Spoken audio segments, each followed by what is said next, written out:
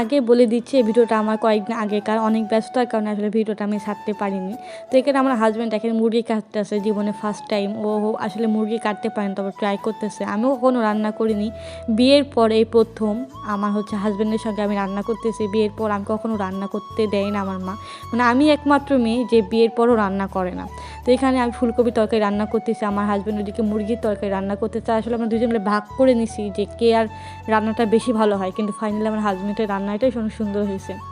তো এখান থেকে গাছ থেকে কয়েকটা ধনিয়া পাতা তুলে নিচ্ছি, যেহেতু এখন বাজারে সময় নেই, আর এখন মা হসপিটালে আছে। এই সময়টা তো একদমই আমাদের হাতে সময় নেই, দুজন মিলে টুকটুক করে রান্না করা হচ্ছে, আবার বাড়ির কাজ করা হচ্ছে। এদিকে দেখেন আমার হাজব্যান্ডের মুরগির কালারটা অনেক সুন্দর আসছে, আর এদিকে আমার কালারটা দেখেন, মানে দুজন মিলে ভাগ করতেছি যে কার রান্নাটা একটু বেশি সুন্দর। আমার হাজব্যান্ডের রান্নাটাই সুন্দর হয়েছে।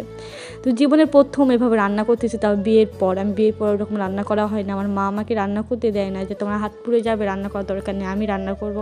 আজ আমার মা অসুস্থ, আমার মায়ের জন্য রান্না করতেছি, জানি না কেমন হবে, তবুও মা খেয়ে বলতেছে অনেক সুন্দর হয়েছে। কিন্তু আমি জানি তরকারিতে লবণ বেশি হয়েছে, ঝাল বেশি হয়েছে, কিন্তু মায়েরা এমনই, তাই না?